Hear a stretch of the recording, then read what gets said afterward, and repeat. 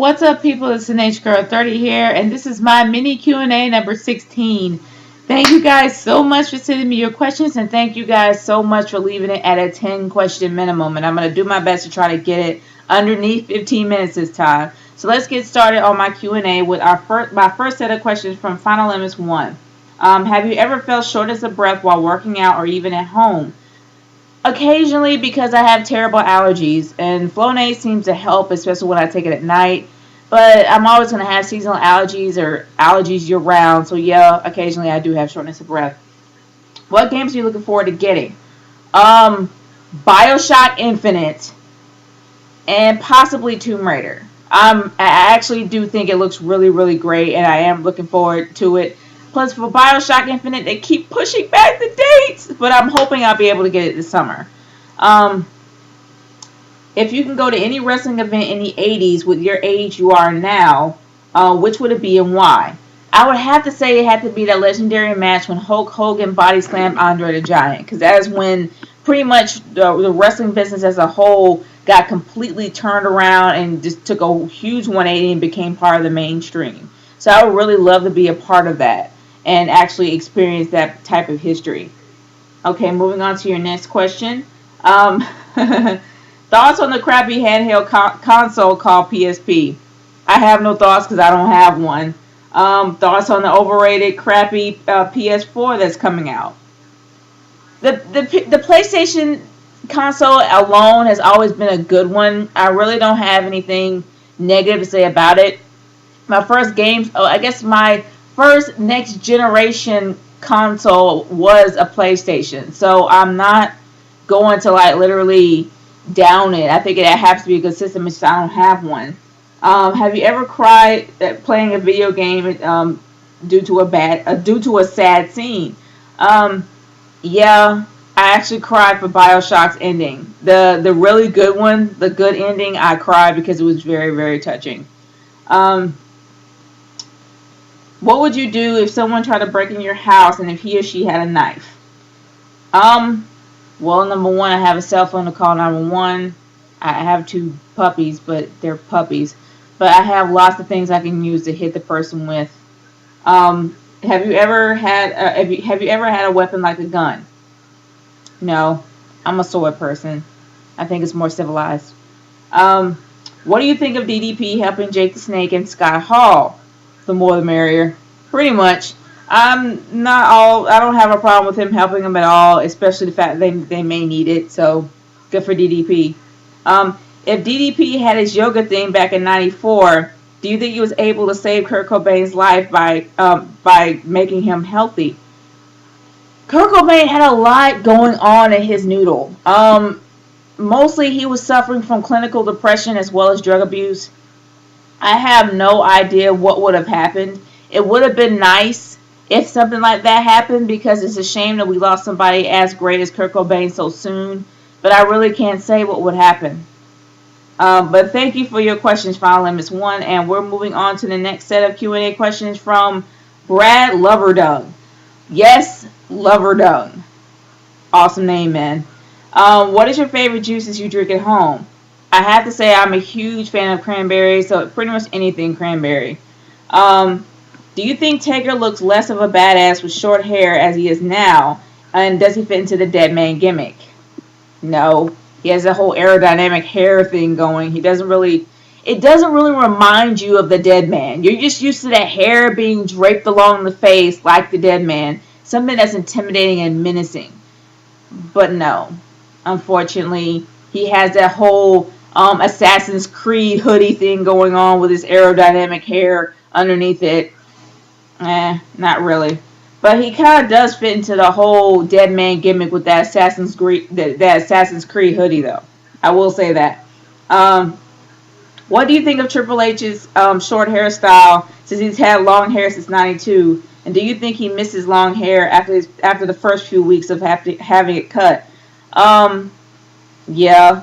But the one thing I'm going to say about short hair, is it is very liberating to shave your head. It is very liberating to have your hair cut. I have actually been bald before, so I know how liberating it is, not to mention how great your scalp feels in the shower. So I understand why they would probably want a new haircut. Besides, Triple H is getting older. You can tell his hair is starting to get thinning a little bit. But with all those ponytails he's had, so he probably had to have that short haircut for a reason. As for the Undertaker, he just probably wanted to have something different. But I mean, all in all, I understand how it feels to get your hair cut and how liberating it is. But why do you think Edge had cut his hair short? Because Edge doesn't really need that gimmick anymore. He doesn't need that edge. No pun intended. But seriously, when he had his long hair, that was the best way to identify him when he was wrestling. But now that he gotten older and now that he's actually gone, he really doesn't need it anymore. So it's understandable why he wanted to cut his hair. Plus, he probably was tired of all that long hair. So I wouldn't be surprised if that's why he cut it. He wanted to just to have a change, do something different. And I would be mean to say because Beth told him to, but I'm not gonna do that. I'm not gonna be that mean. Would you ever cut your hair like would you ever cut your hair into a buzz cut like Batista? No, and like I said before, I actually did cut my hair completely bald 7 years ago. It was completely liberating to have my hair cut that short, but I will say this. It didn't really turn out right for me because number one, my scalp was absolutely lighter than my skin, so people thought I had cancer, and they kept wanting to give me free stuff, which makes you feel really bad because I actually know someone that has a cancer survivor, so it didn't really feel right for me to do anything like that. And plus, when I was growing my hair back, people thought I was gay, which I wasn't. So me trying to actually attract a guy, and I ended up attracting women instead. Not really helps the ego a little bit. Well, yeah, it doesn't really help the ego a little bit. So that's the reason why I'm not going to cut my hair that short again. If I actually do cut my hair, it's going to be short, but I'm going to look like a woman. So, but anyway. Thank you for your questions. And I am moving on to the next set of questions from Brandon Smith. What are your thoughts on Zach Gowen?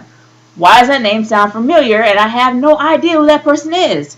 But moving on from there. What do you see Big E Langston's career after he's left Dolph and AJ? Gosh, not really going that far. The reason why is because not a lot of people really identify who Big E Langston really is unless he's around Ziggler and AJ. Because number one, he sucks on the mic, and number two, he doesn't wrestle that often. So you really don't know who he is unless he's an enforcer. He has a body of an enforcer, so he needs to be around AJ and Dolph just to get noticed. But if he actually starts wrestling more and he actually works on his mic skills, I can say it's a possibility for him to have a singles push. But right now, he's better off being where he is, or he will pretty much vanish into anonymity if he decides to leave too early. But that's just me. Thank you so much, Brandon Smith, for your questions. And my final set of Q&A questions come from Dr. Derizon. I hope I said it right. What year do you see Taker go into the Hall of Fame? Next year, WrestleMania 30, calling it. What do you do for a living? If I tell you, I have to kill you. Just kidding. Have you ever called a white person a cracker or a racist or white trash? No, not really. No. What pisses you off to no end? Oh, good grief. So many freaking things. Good question. The one thing that really pisses me off to no end, actually three things. Number one, I cannot stand liars. If you lie to my face, we got problems. Number two, people that play head games. If you mess with my money, on my head, on my mind, whatever, we got problems. And number three, people that patronize. I would rather you look me in my face and tell me the truth instead of trying to give me false hopes of something you don't really want to do. Just straight up and tell me how you feel. Honestly, I hate people that patronize me. I can't stand it to no end. But those are the three things that really I can't stand. And moving on from there. Have you ever jammed or gotten to the zone while playing video games to background music of the said game? Gosh. The only time I ever had a jam out session was pretty much I'm a huge Sonic fan. I love Sonic. Sonic 2, Chemical Plant Zone. I jammed when it came to that song. Even though the song was repetitive, it was awesome. That entire game soundtrack was completely awesome. And another game that I really jammed out on was Burnout 3. Because Burnout 3 not only allows you to listen to EA's set of hard rock that they have on there, you can actually make your own mix. So I put hard rock in there. I put all kinds of music I can grab in there. And seriously, I jammed out from Disturbed, from Finger 11, from Linkin Park, from Seven Dust. I had practically every single song I can find. Corn, everything I can find on there. I just crammed it in there and just jammed while just racing and crashing stuff. Sweet. Love that game. Jammed out, man. Not gonna lie. Do you think the Lex Man is a smug douchebag like I do? Honestly, I'm not gonna really say he's a douchebag. I can say that he's very passionate. And sometimes passion can come off as being douchey. So honestly, I don't necessarily say that he's a douchebag. I'm just gonna say that he is overly passionate about the things that he talks about in his videos. There you go. Thoughts on the angry video game nerd. I think I've seen the angry video game nerd's videos. None of them really comes to mind. Has a game ever made you cry? BioShock. The first one, the good ending, when you save all the girls. What kind of snacks do you eat every day or at home? Eat every day at work or at home? At work, mostly I have like any kind of fiber bar or something that can keep me going until I get home. Because my job is pretty labor intensive. So I have to say that, yeah, I pretty much do whatever I can to actually stick anything in my mouth. Wait, that came out wrong. I practically try to find a kind of snack that doesn't burn out quick. Like maybe a fiber bar or something that will actually hold me until like at least an hour and a half, 2. Or some fruit or something like that. But if I'm really hungry, shoot, I go all out and just eat.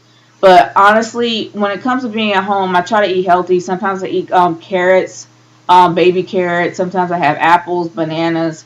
I try, and sometimes I do binge on potato chips and stuff like that. I try to eat healthier now, and I'm trying to take care of my body because I'm getting a little older. So I'm trying to actually take care of my body a lot more. So I try to eat healthy when I'm at home. But there are some times that I do splurge on chocolate. Yeah, I have. Chocolate, almonds, all that. That's how it is. I splurge. But thank you guys so much for sending me questions. As usual, you guys are going to be on my end credits. And I'll give you credit for sending me these questions. And thank you for giving me the 10 question minimum. This is it for my Q&A. And stay tuned for my next video. This is the Nature Girl 30 signing off. Peace out. Later.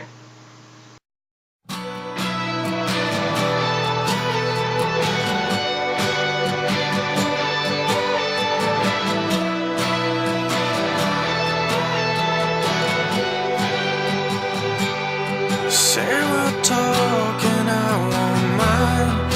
If there's a cause, you know I never try.